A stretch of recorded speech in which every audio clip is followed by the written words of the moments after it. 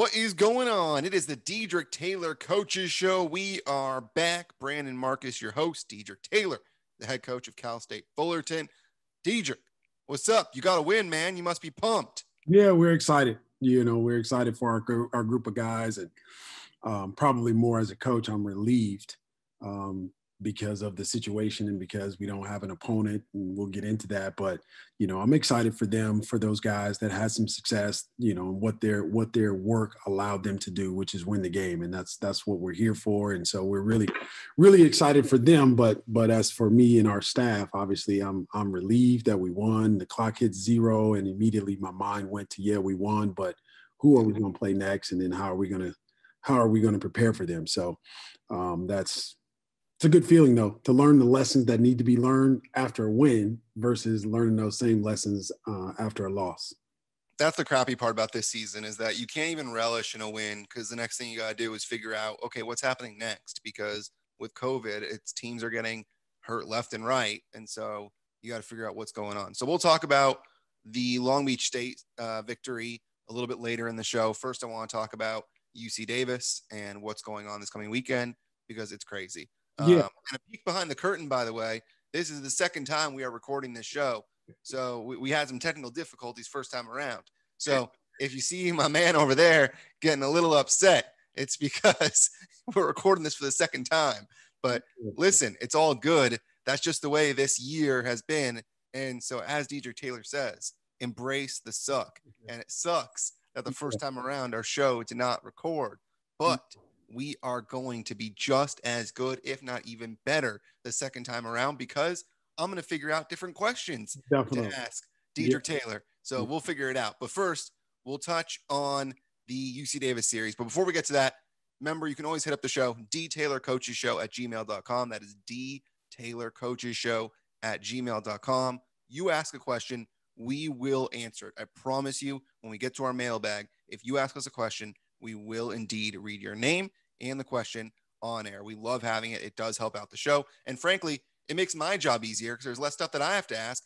And at the end of the show, you'll see there's actually a pretty cool question and something that I would have never asked. So definitely reach out to the show. And also, if you want to sponsor the show, because this is a show unlike any other, where you have a head coach that's taking you behind the scenes of what's going on during a season that is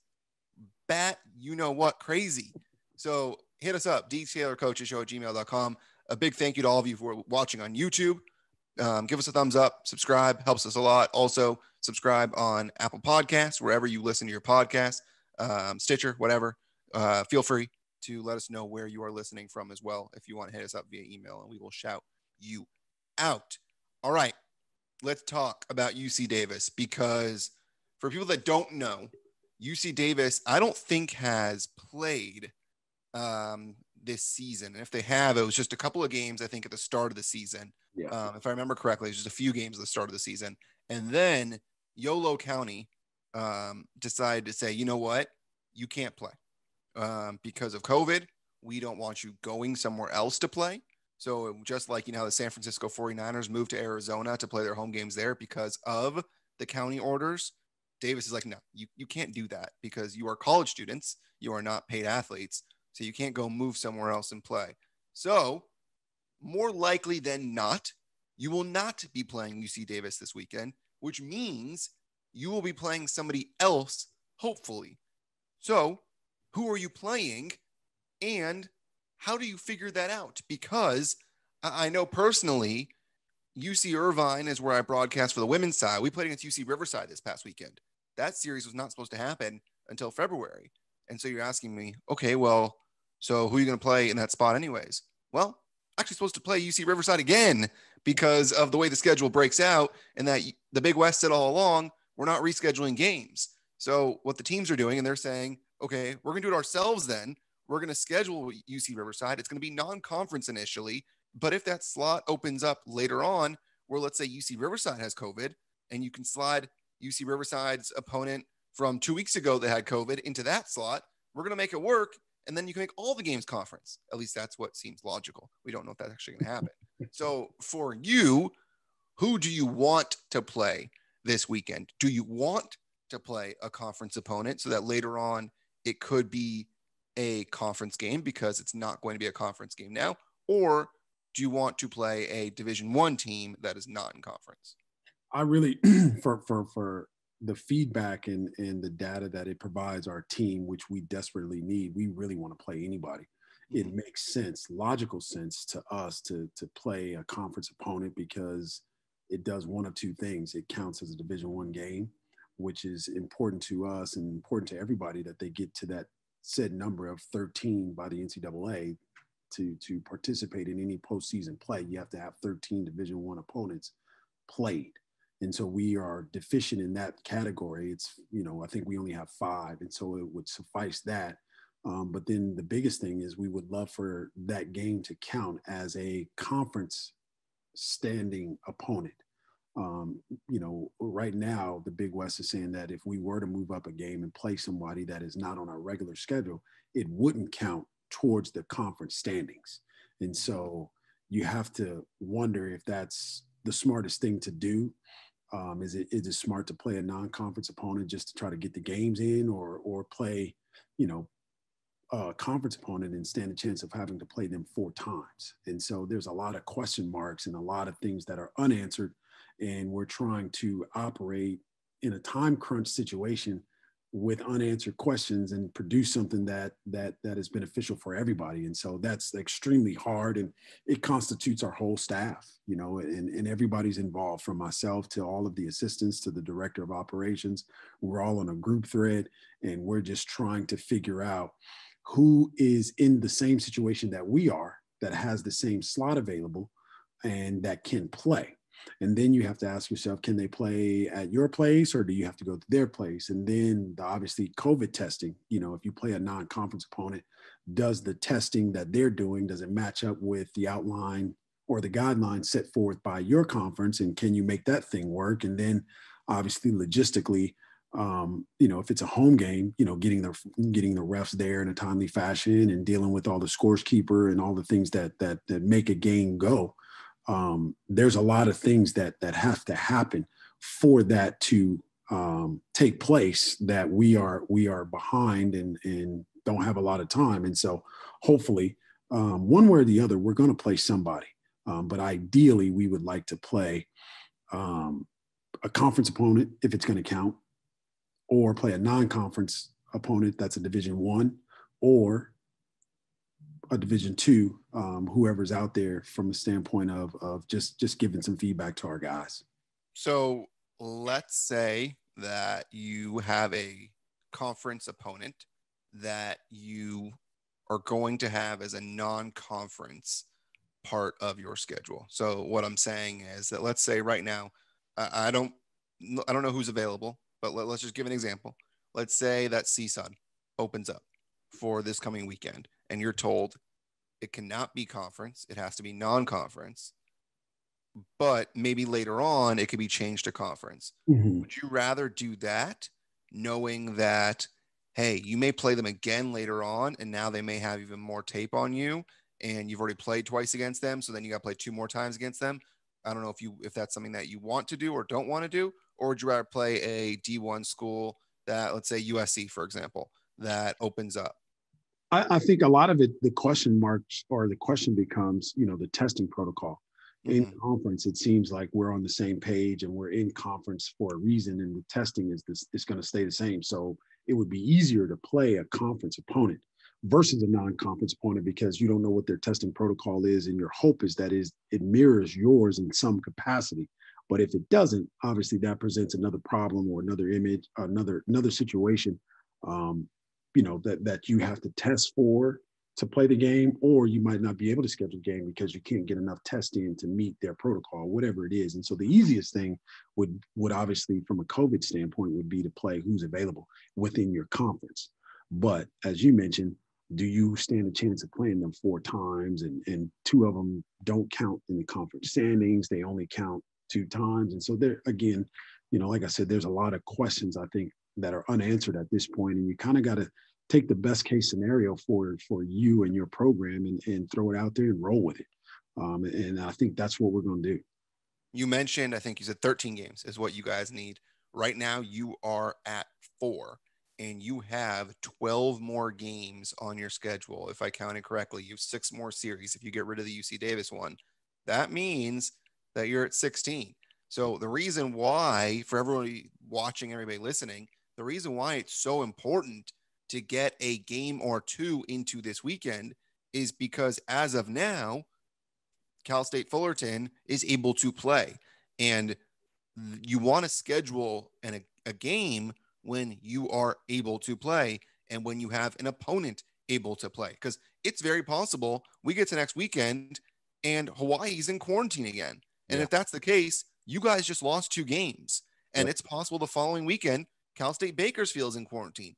Just like that, you are stuck with 8 games on your schedule plus the 4, which means you're at 12. Now, you and I have talked about in previous shows that look at Ohio State. I mean, they were supposed to be told on the football side that you got to get 6 games in, and they only got 5 games in, and the Big Ten said, "Oh, let's do we can do a little bit of tinkering and figure it out," and they did, and that's why Ohio State's playing Alabama right now as we record this show. So the question is, what do you even do? I mean, because you're relying on not only yourself, you're relying on other teams. And so it's so difficult right now to figure out who you're going to play, when you're going to play. But what I'm trying to say is that the importance is you got to get games in now while your team is ready to play. No question. And I think that's the issue that we're having is we're trying to find opponents that are in the same situation where they're healthy, A, and B, they have the time available to squeeze us in. And so, for instance, we called a couple of WCC schools who could not play because they were not available because they rescheduled their league within their league, and so they're not playing non-conference.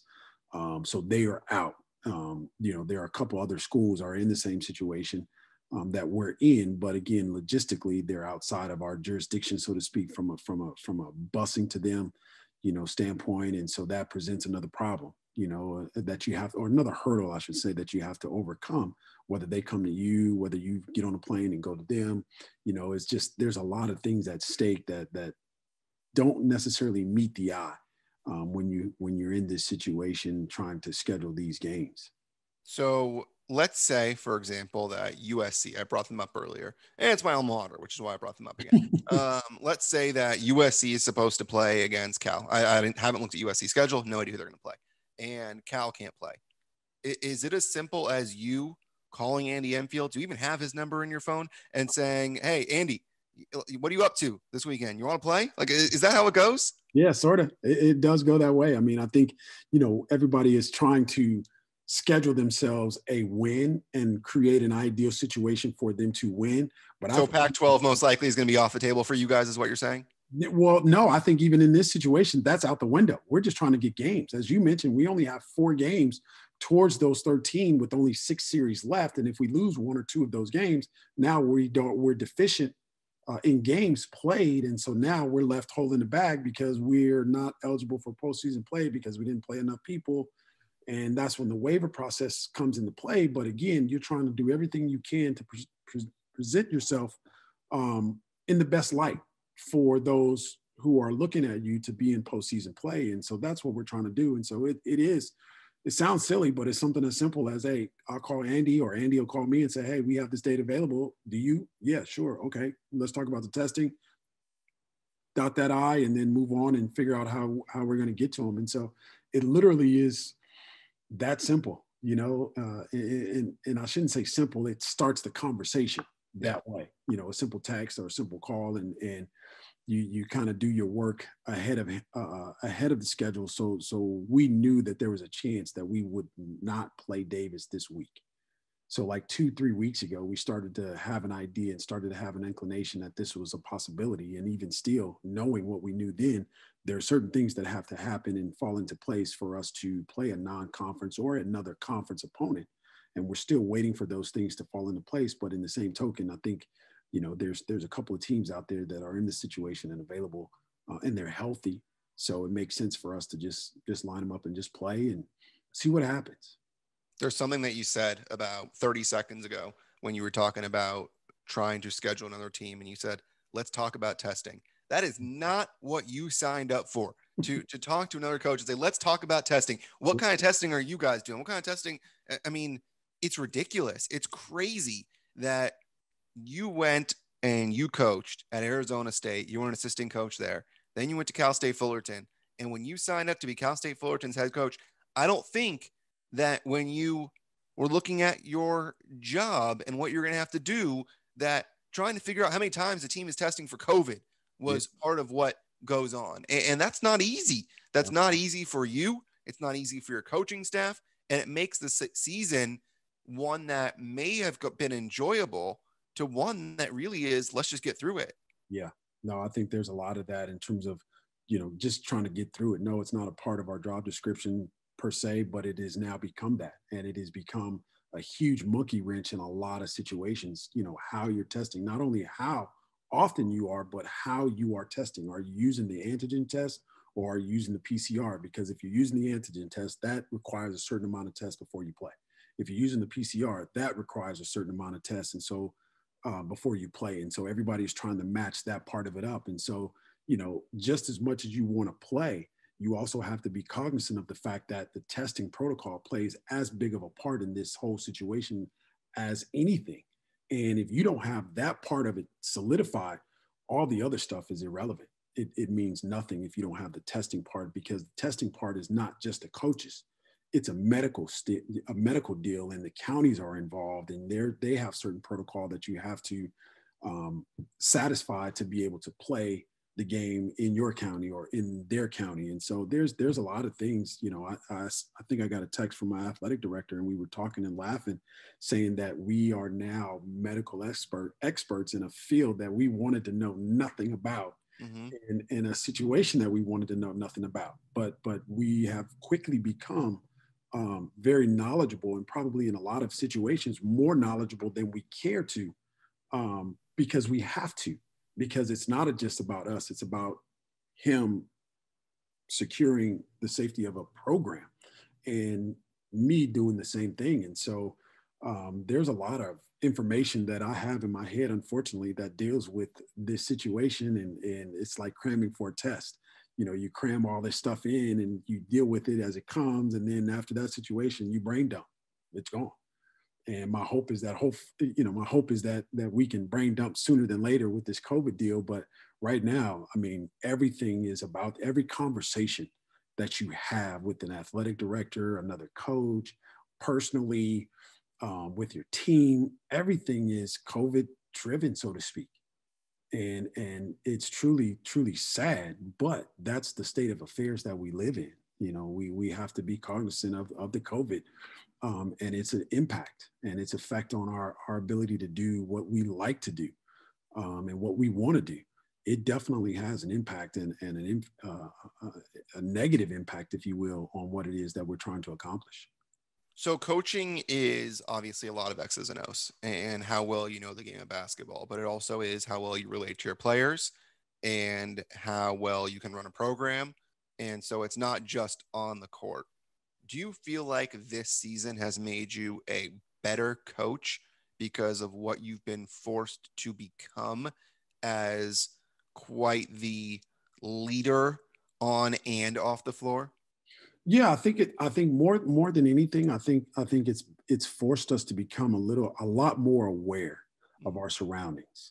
I mean, from a simple thing of walking and exercising every day, and if you see somebody coming at you, you now avoid them like they have the plague. You don't just walk by them. And so having that awareness is now upon us, and requires you, in my opinion, to be a better and more vigilant of your circumstances. And because you're aware, which happens to be the number one, in my opinion, or not my opinion, but I've heard that awareness it reflects leadership, but it also is the number one indicator for success, is self-awareness. You have to be aware of these things. And I think inevitably we've had time at home.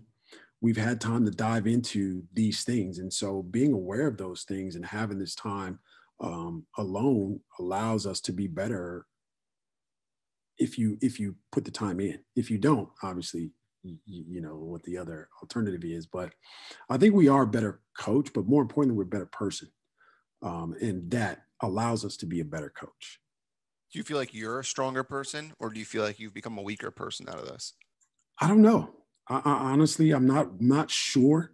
That I think is a concern for us as head coaches, because we're thrust in this situation where we're dealing with a virus that we know nothing about, but it has such a huge impact, and we have to be all things to everybody else. But it's important for us to self care for ourselves, because you can't take care or expect anybody else to be good if you're not good. And so I think it's important that you do self care, you do take care of yourself so that you can be all things to other people, or try to be all things to other people. And that's what we're trying to be. I don't know if we've accomplished that yet, but that's our mission.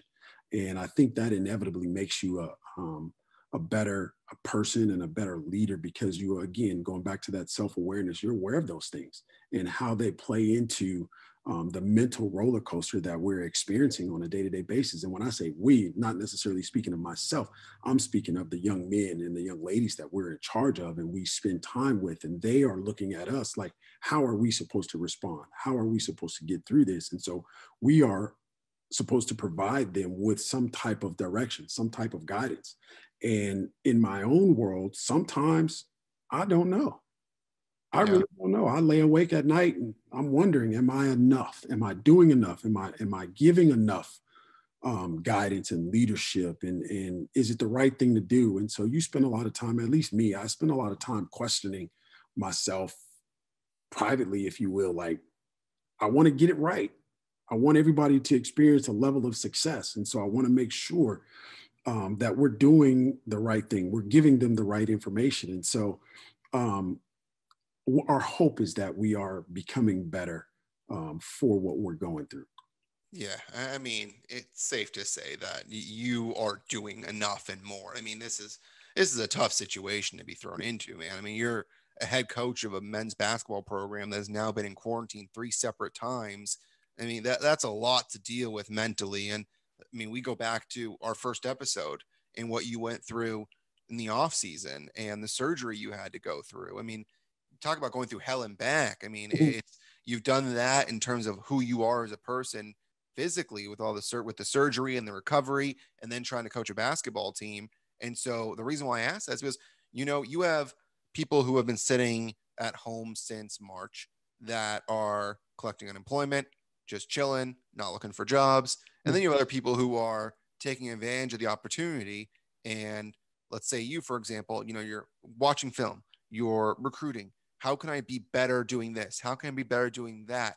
And so you may not think that you're better as a coach on the court, but you may actually be, because you're actually becoming stronger mentally off the court.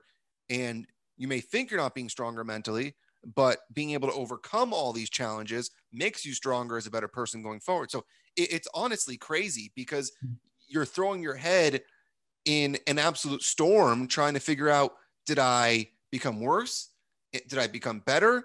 What did I do? Did I take advantage of the time? Did I not take advantage of the time? And here you are. And all you could do is take what you learned in the past and move forward with it, right? Yeah, no, that's the name of the game. I mean, I was listening to a podcast today, and it reminded me of our surgery, or my surgery. How serious it was. To me personally, it's not that big of a deal, but it is a ginormous deal. They Mm-hmm. cut my head open. I mean, like, it's no big deal to me when I say it to myself, but when I say it to somebody else, it makes me reflect like, dang, I've been through that. Oh, And they cut my head open. Oh, shit. yeah, That sucks. and so the thing is you don't foresee those types of situations coming on the horizon. You just go through them. Mm-hmm. And the way you go through them is how you survive them.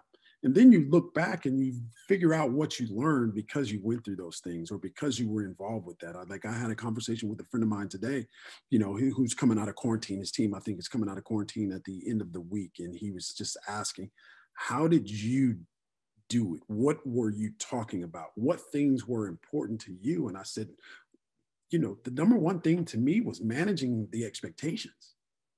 Our guys think that just because they're on the floor, they're supposed to be perfect. Mm-hmm. And I wanted them to know that, no, as your coach, I don't expect you to be perfect. Here's two things that I expect from you. coming out of quarantine. I want you to play as hard as you possibly can, and I want you to play together as well as you can. Whatever happens after that, it is what it is. But those are two things I know you can do, and I want you to be committed to doing those two things. And I think we were those two things when we played Santa Barbara.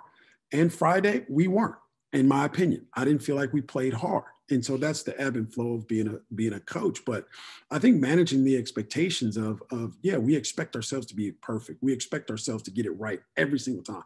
But it's okay. For instance, your shooting percentage. Good shoot. Let's talk about baseball. Yeah. Baseball. Guys are in the 300 and 400s. 300 is a good batting average. Like 400 doesn't happen. 400 straight up doesn't happen. 400, 300. And that's getting a hit. If you go up 10 times, you get a hit 3 out of those 10 times. Mm-hmm. If you were in a business situation, you wouldn't want to get paid 3 out of 10 times. That would be terrible success rate, right? Yeah. You would want to get paid 7 out of 10 times. You wouldn't want it the other way around. But in a normal person's mindset, or athlete, their mindset, they want to do 7 out of 10, realizing that 3 out of 10 is phenomenal. Guys are billionaires because they're 3 out of 10. And so managing those expectations, I think, is the most important part of coming out of a quarantine and even getting into a situation.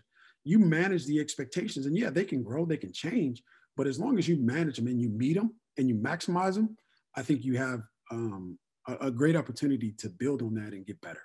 People watching and listening may be like, how the hell did you go from UC Davis not being able to play against them to this? And the reason why is because you're trying to think on the fly and you're trying to figure out what's next. Yeah. And you really don't know what's next. And it's the planning process. And what this is making you do, this whole situation, is discover more about you and your ability to adjust on the fly and figure things out. So the one thing we do know is that you played against Long Beach State and you won one, you lost another, you fell behind again in both games, but you were able to battle back in that second game, no thanks to your free throw shooting, but you got the W.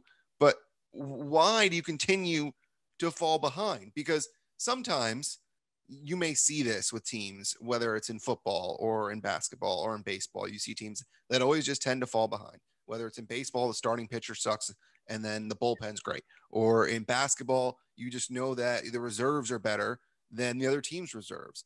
But this happens. And for you guys, it's been a trend.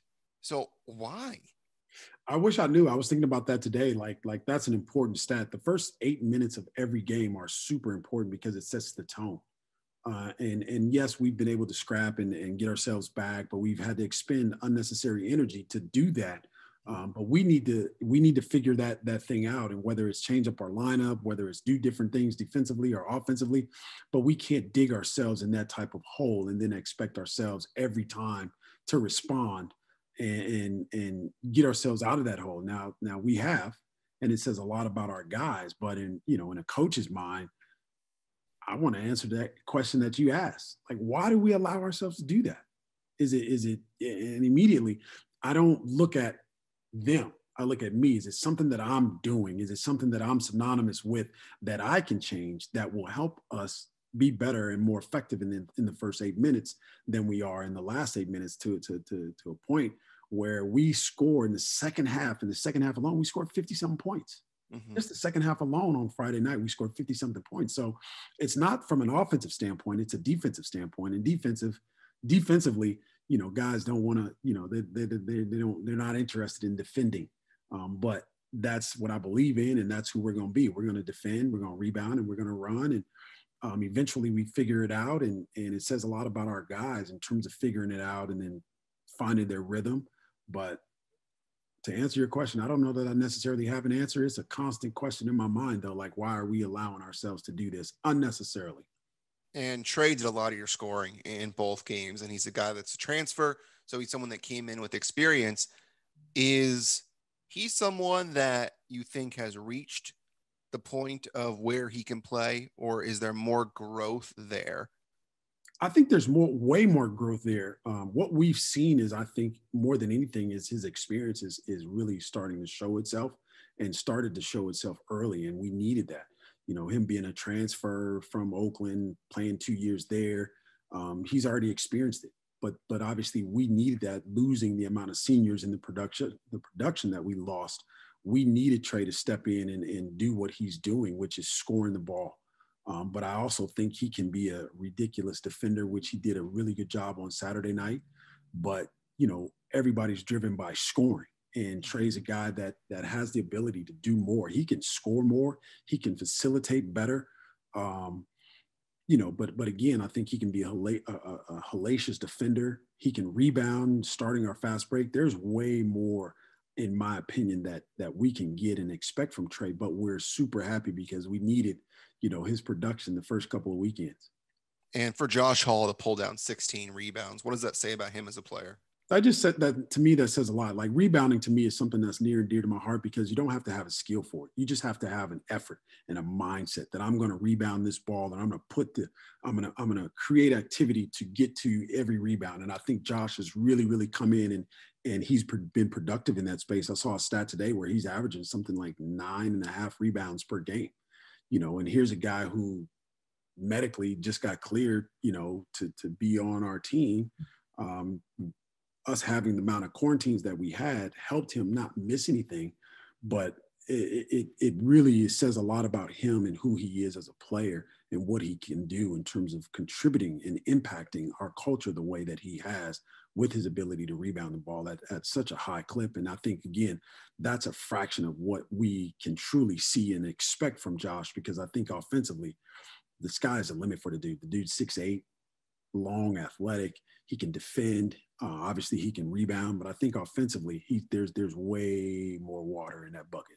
I'm not sure if I actually gave the number for Josh Hall. And if I said 16, that's what I meant with Vincent Lee. Josh Hall, 9 rebounds in each game, so 18 total, and also 6 steals, by the way, which is not easy to do, which says how active he is defensively as well. But Vincent Lee with 16 rebounds. I mean, that's not easy to do either. And that also says someone that's hungry for the basketball. No doubt. I think his mindset is that if he's not getting the rebound, he's not being productive. And that's how he thinks. And we need that. We need him to be a rebounding force for us. But getting 16 rebounds, again, I think that's just an activity deal. And that's basically saying, I'm going to have an impact on this game and I'm going to rebound it every chance I get. And those that I don't get, I'm going to make sure that my guy doesn't get them. And I think, you know, he's taken that personally and allowed his individual success and what he does impact our group and our team, because rebounding is something that we've got to get better at. I looked at the stats today. We're -3 versus our opponent. And not only do we need Vince, we need Josh, we need everybody that's on the floor to rebound. And there's plenty of opportunity to do that. And we have to be better in those areas. But I think anytime a guy gets 16 rebounds in one game, to me, that says a lot about him, but it also sets the bar in terms of what you can expect too. You know, if he doesn't get 12 or 15 rebounds, hey Vince, what are you doing? What's the problem? You know, start asking that question. So that'll come. That's good. Listen, if those are the expectations, I mean, you want high expectations because that means that you are setting the bar high for these guys to achieve, and you don't want to set it low. You set it high, and you know you can accomplish some pretty good things. Definitely. Let's hit up the mailbag to wrap up this show. Let's start with our man Tim Vincent. He's back. Sir. He is back. Tim Vincent, what's up, my man? He said, "Hi, Coach Dedrique. Congratulations on a great win on Saturday night. Both games against the Beach were very exciting. My first question is, do you feel like you are set with a starting lineup of Lee, Hall, Wrightsell, Maddox, and Maddox, or will Wayne Arnold get back into the starting lineup?" Well, I think first and foremost, we got to get healthy, and we're not that yet. I think we got to get healthy, and health determines who's on the floor. But the second thing is this, you know, everybody's getting caught up in who starts. And as a coach, I don't really care about that. I care about more who finishes the game and how strong they are and what type of chemistry they have with each other. And does that lead us to a winning opportunity? Because fortunately for us, as you can tell, we're a late starting team. You don't win the game or lose the game in the first 4 minutes. You win or lose in the last 4 minutes. And that's something that's important to me. So we got to get healthy. I think how we develop the chemistry from that point will determine who's starting. But again, I'm about productivity and I'm about being productive in a space and a time that you're given. And that will determine what happens moving forward. His second question is, what concerns you most about UC Davis as an opponent coming up? And personally, what concerns me most is that they've got COVID. They've got COVID issues, and that they don't actually have COVID, but they've got COVID in the county, and they've got Yolo County that's saying they can't play. So that's what concerns me the most. Yeah, I think about a team you can't play. Yeah, there's a lot of things that you can be worried about, but I think, information, who their personnel is. I think we already know how they're going to play. They're going to play hard. They're going to come out and play aggressive, physical. We can count on those characteristics, but the personnel that is doing that, we're not necessarily that familiar with. They're new guys, and so that's a disadvantage in my opinion. But we've said this multiple times. It's important for us to be who we are.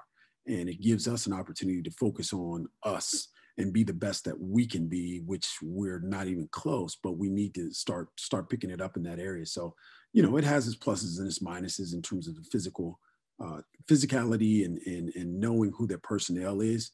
We want to know those things to give us a chance to win, but it is what it is. We got to play the games. Yeah, and play who's on the schedule. And as of now, we have no idea who's on the schedule. We have a first-time emailer, Patrick Alog or Alog. If I messed up your last name, because I can't even say messed up myself, then I apologize. From Green Bay, Wisconsin. Green Bay, class of 2006. Not sure if you're a Packers fan. If so, then go Pack, I guess. He said, in your last podcast, you mentioned about music and being on the beat on 2 and 4. I'm a musician myself, and I was wondering if you're also a musician. Yeah, I used to be a musician. My mom is a piano and an organist. She's been a piano player. She's been all that since I've been born, obviously. Still? Yeah, she still does it. My sister sings. She can sing her behind off. My mom sings. My dad can carry a tune. I was totally absent from the table when that skill set was being passed out. I have no idea about tone, tune, none of the above. But ironically, my contribution to the family is I used to be a drummer. I haven't sat on a drum set in so long, but obviously, the rhythm is very, very important to me. And being a drummer, you carry the rhythm of the music, of the song. And so those things are really, really important. I think the last time I sat on a drum set was in front of our team when we played USC. I had to show him that old coach here has some things that he can pull out of his bag of tricks there. When was that? The last time we played USC, maybe 2 times ago. I think so. It might have been our second year here. Okay. That we did that. And so there was a drum set in the stands and there happened to be some sticks. And, I had to show them that, we can do some things. Did you do that after the game? That was a shoot around. See, no wonder. I was going to say, I think I was at that damn game. So yeah. I was going to say, if I missed that, I'm not happy. Yeah, I would not do that, especially after the game. I think we lost, obviously. That was a game where we did everything we could do to win the game, and it was happened to be taken away from us, but not by USC and not by something that we did. And so you fill in the blank. Your favorite people, you mean? People that wear black and white, perhaps. Yeah. No doubt.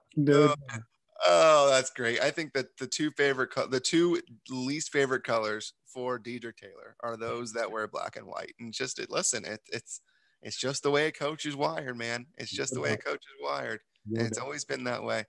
Oh, man. All right. So that should do it for the pod. A big thank you to everybody who reached out. I mean, once again, some great questions. And I never expected a music question to make its way into the mailbag, but it did.